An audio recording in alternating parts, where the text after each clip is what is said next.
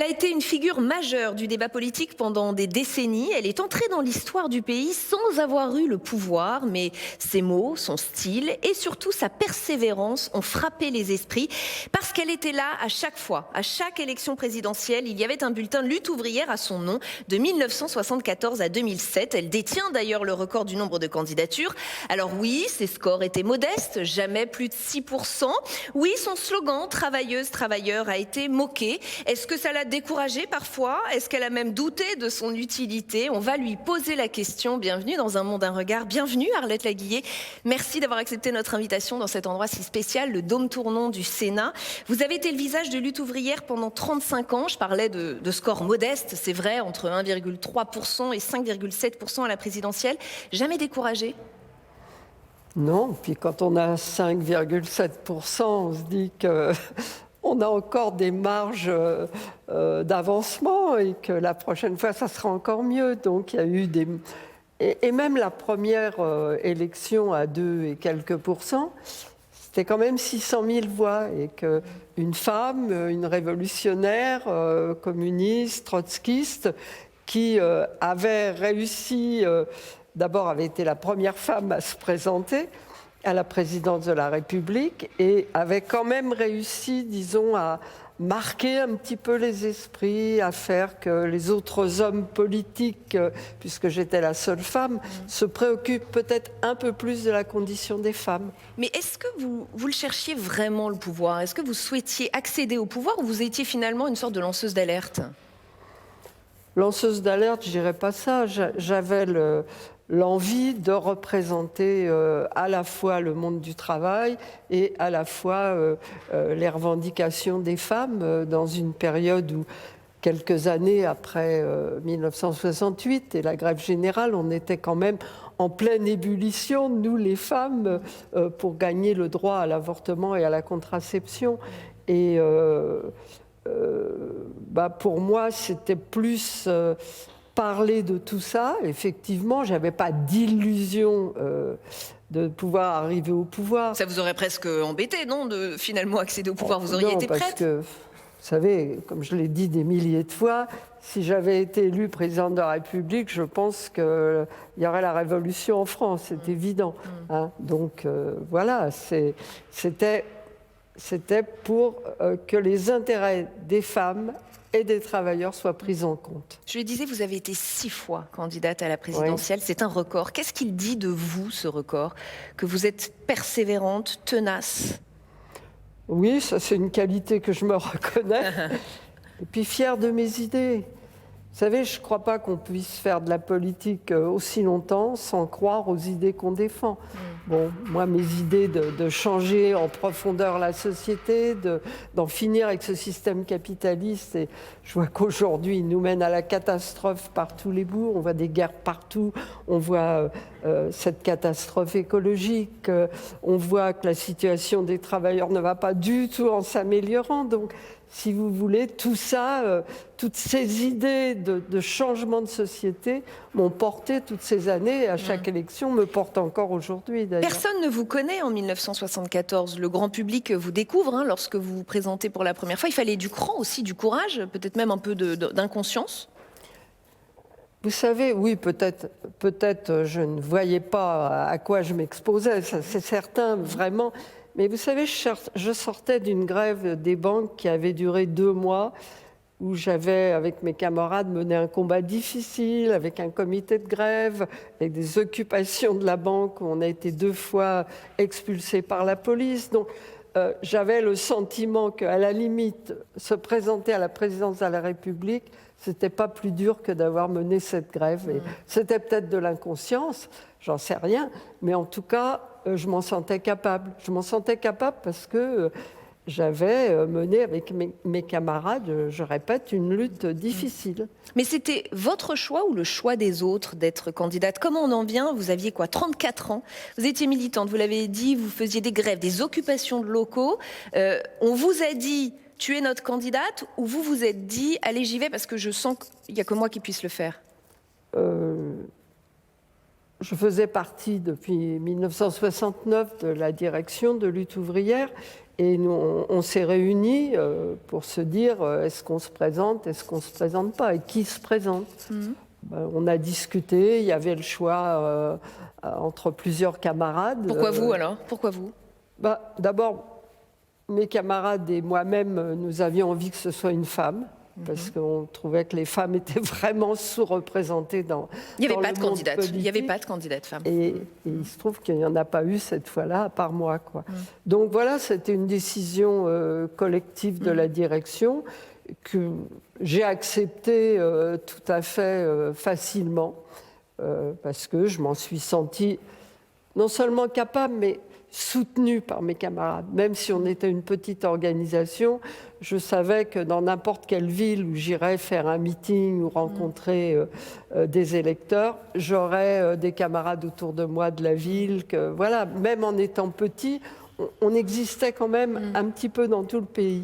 Mais il y avait d'autres voies pour représenter les travailleurs dans le pays, non? Le Parti communiste français, non? C'était pas suffisant? Ça ne vous allait pas? Nous, on s'est construit en désaccord avec le Parti communiste et en particulier avec toute sa période stalinienne. On en a même souffert, nous les trotskistes, certains dans leur chair parce qu'ils ont été assassinés par les staliniens, y compris on a eu un camarade à Paris qui l'a été. Et puis aussi, c'était la lutte contre le stalinisme, alors que le PC s'affirmait stalinien. Et de ce point de vue-là, c'était un combat d'idées qui ne pouvait pas être réglé en étant derrière le PC. Mais dites-moi Même si je me trompe. dans les entreprises, on a pu avoir des combats communs avec les militants du PC. Mais votre père était proche du PC, non? Dites-moi si je me trompe. J'ai lu qu'il était anarchiste, militant à l'association républicaine des anciens combattants, proche de la SFIO et du PC. Oui, c'est-à-dire que, bon, lui, il a manifesté contre la venue au pouvoir de De Gaulle à 58. Il a couru avec les matraques des flics derrière dans le métro Arts et Métiers. Enfin, il m'a raconté ça souvent. Une époque où moi, je n'étais pas encore vraiment engagée, quoi. Et oui, j'avais cette influence de mon père, certainement. En plus, c'est quelqu'un qui est revenu très brisé de la guerre, qui a été prisonnier, qui est rentré malade, rapatrié sanitaire, et qui s'en est jamais vraiment remis. Donc pour moi, j'étais contre la guerre, j'étais... C'est de lui que vous tenez ce militantisme de gauche? Ça, et quand même, j'ai 14 ans quand éclate la guerre d'Algérie. Et pour la jeunesse de mon quartier, en particulier les garçons qui sont des fois plus vieux, mais qui se demandent si on ne va pas les mobiliser, ce qui va se faire en 56, et qu'il y a une espèce d'angoisse vis-à-vis de cette guerre d'Algérie et des discussions. Donc on se procure les journaux qui en parlent, on se procure les livres comme La Question d'Henri Alleg qui dénonce la torture faite par les parents en Algérie.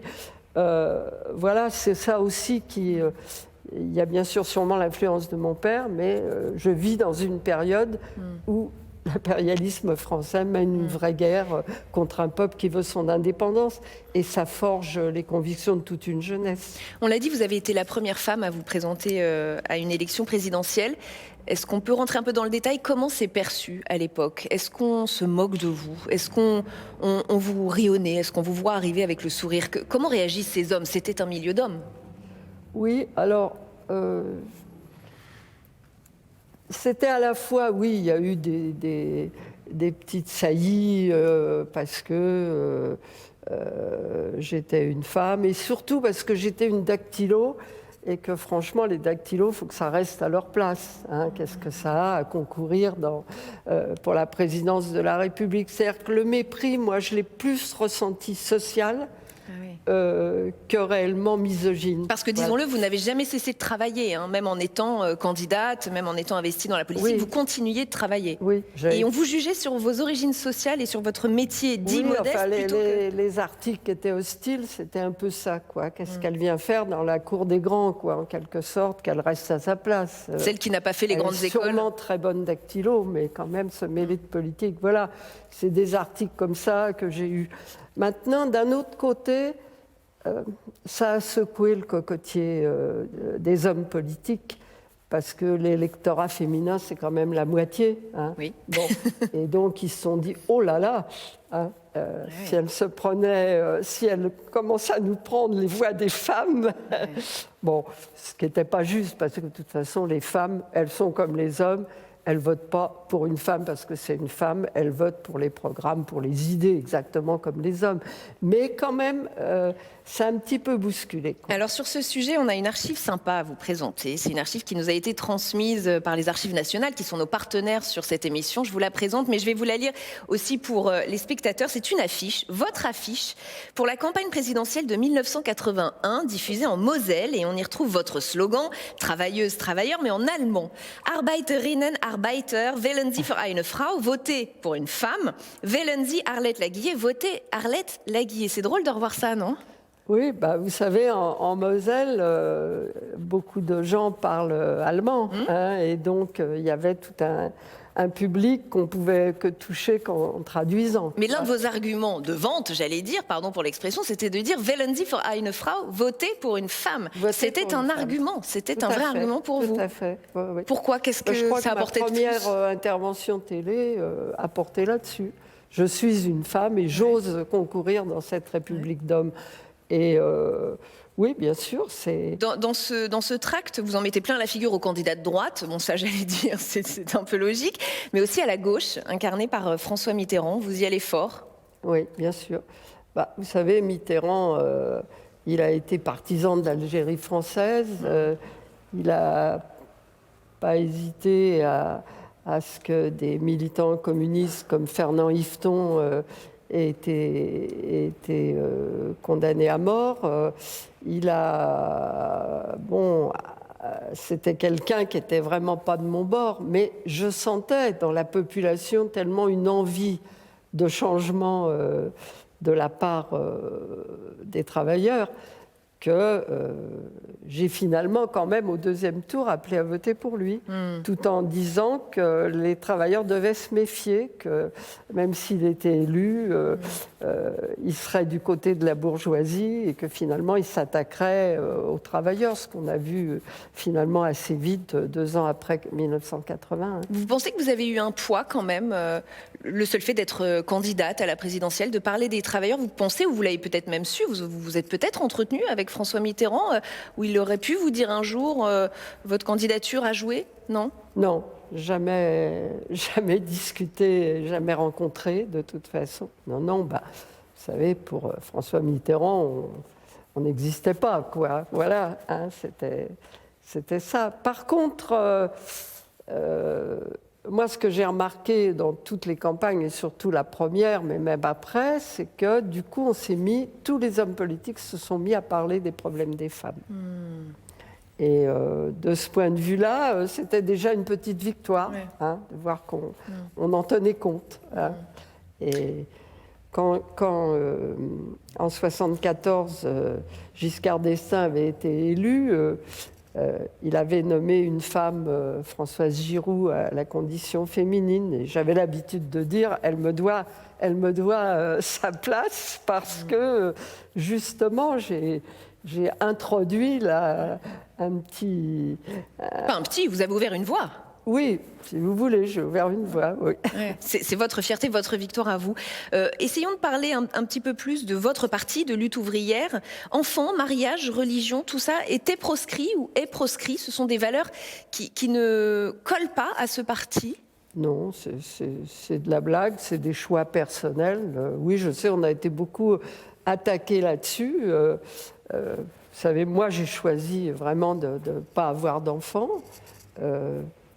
Parce que être une travailleuse, militer, je savais, parce que j'avais en partie élevé mes frères, que je ne serais pas capable de me donner entièrement à mes idées, à ma cause, en élevant des enfants. Puis je n'avais pas les moyens d'avoir une bonne, des gardes d'enfants et tout ça. Donc j'ai fait ce choix très consciemment. Bon, quand j'ai été élue au Parlement européen, j'ai été élue avec 2 autres femmes de lutte ouvrière, Harmonie Borde et Chantal Coquille, qui toutes les deux avaient élevé des enfants. Mais moi, je ne m'étais pas sentie capable de ça, donc j'avais fait ce choix. Et ça a été des choix conscients des camarades qui voulaient plus donner à leur parti, peut-être qu'à la société, en ne faisant pas d'enfants. Mais après, oui, on nous a accusés de tous les maux sur ce plan-là, mais... C'est vrai, je vais citer un article de Libération de 1998 que j'ai retrouvé en préparant cette interview. Libération qui publie une enquête à partir de témoignages d'anciens de Lutte ouvrière. Et pour nos téléspectateurs, je vais rappeler quelques mots.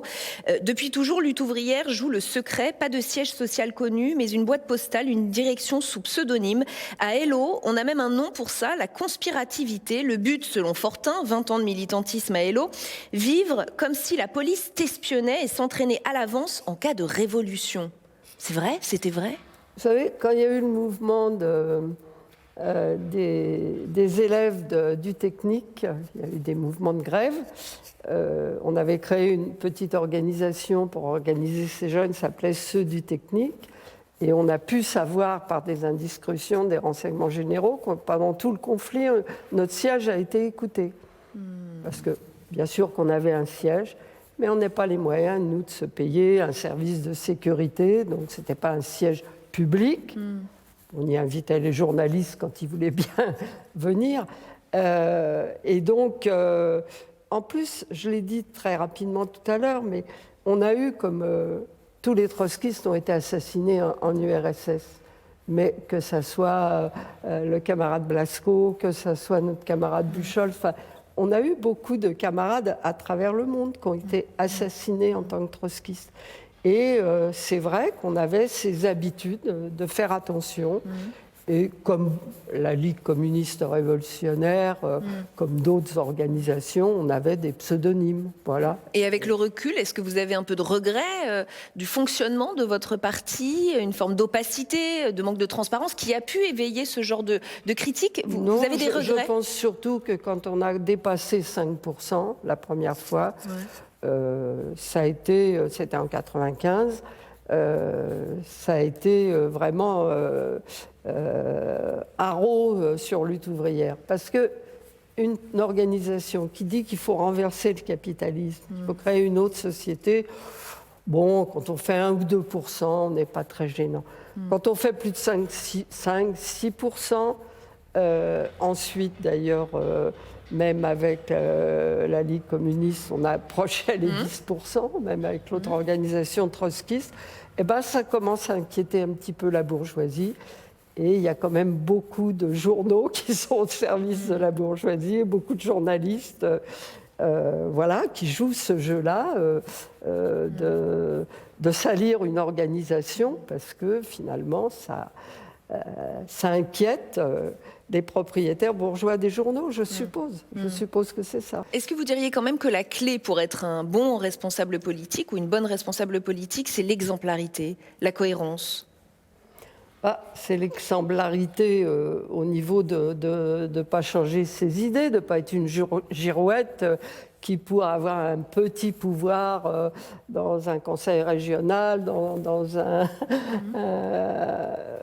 un Sénat ou dans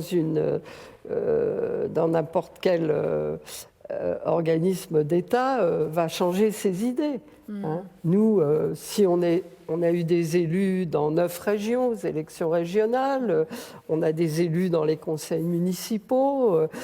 J'ai été élu avec 3 camarades au Parlement européen. J'ai siégé au conseil régional d'Île-de-France avec 2 autres camarades de Lutte ouvrière.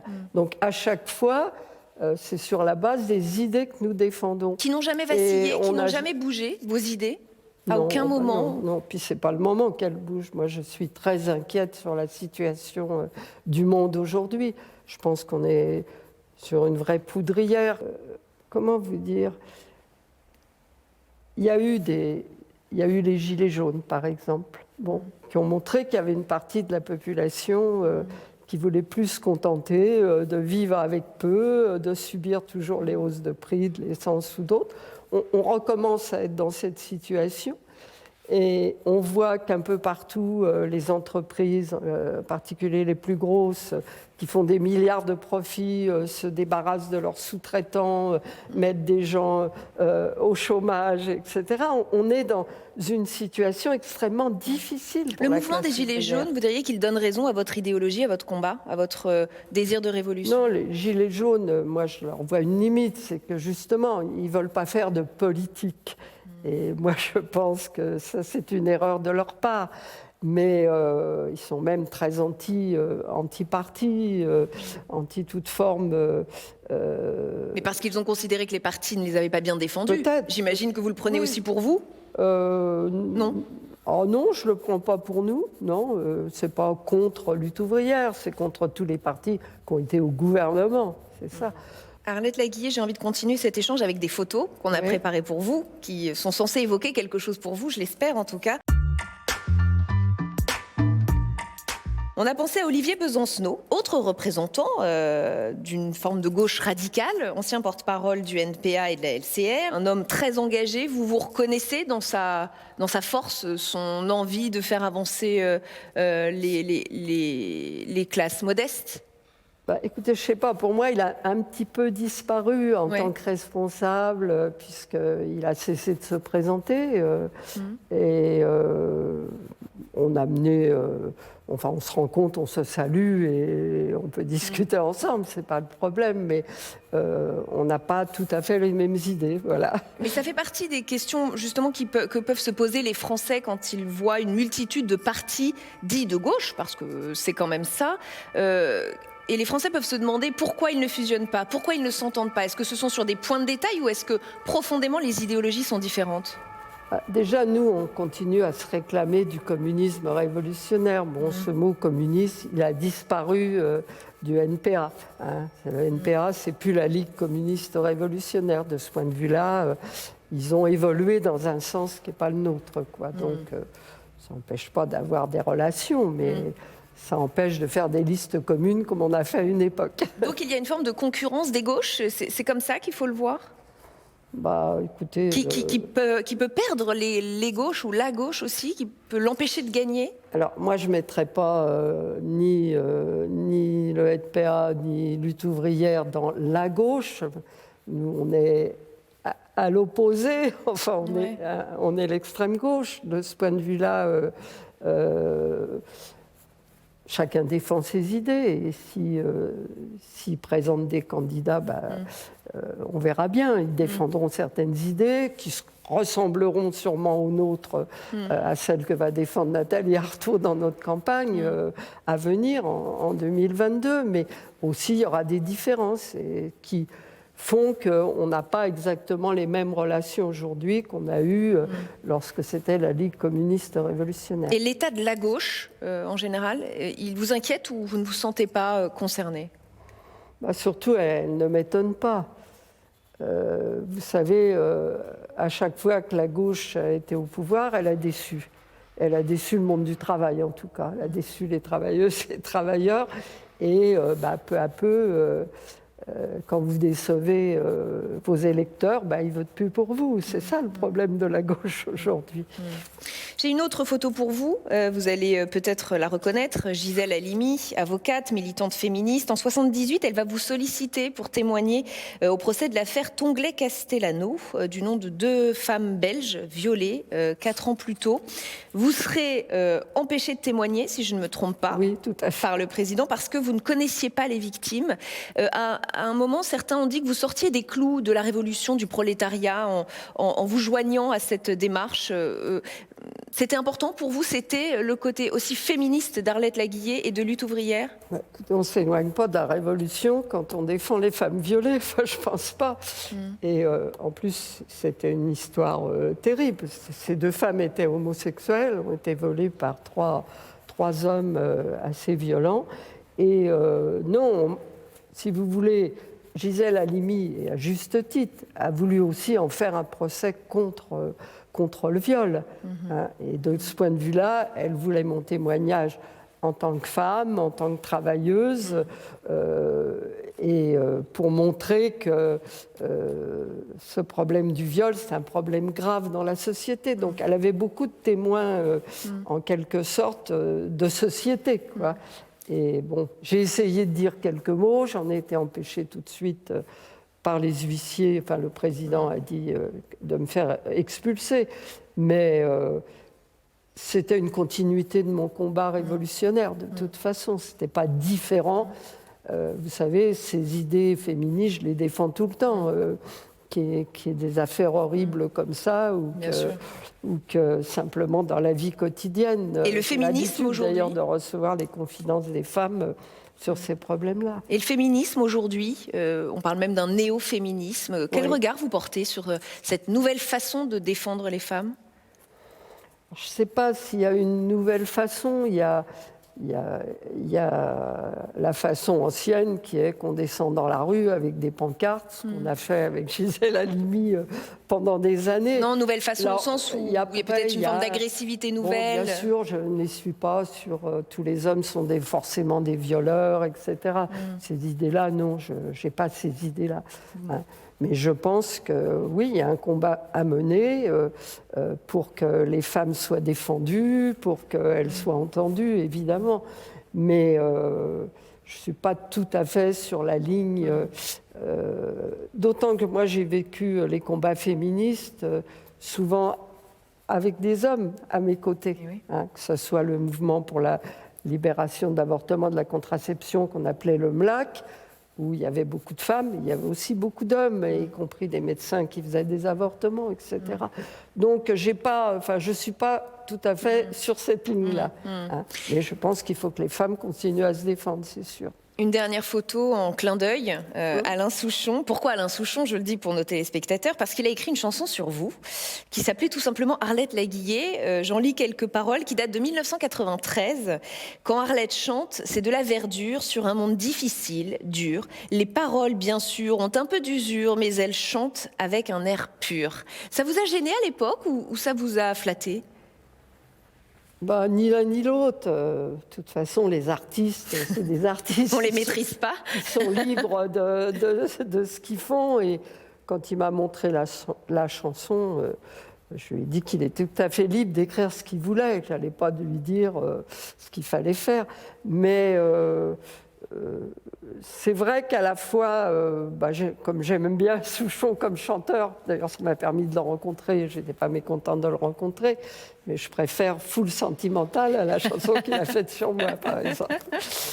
J'ai une dernière question pour vous, Arlette Laguiller, puisqu'on touche à la fin de cette émission. Nous sommes entourés de 4 statues qui représentent chacune une vertu, et je vais vous demander dans laquelle vous vous reconnaissez le mieux.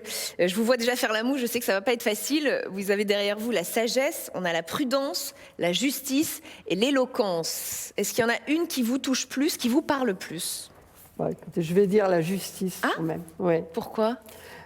Parce que je rêve d'un monde juste, d'un monde où il n'y ait pas des hyper riches et des pauvres, d'un monde où on ne laisse pas la planète dans l'état où elle est, mais ça veut dire en finir avec le système capitaliste qui produit tout en fonction de la concurrence et des profits, et pas du tout en fonction du bien-être général de la population.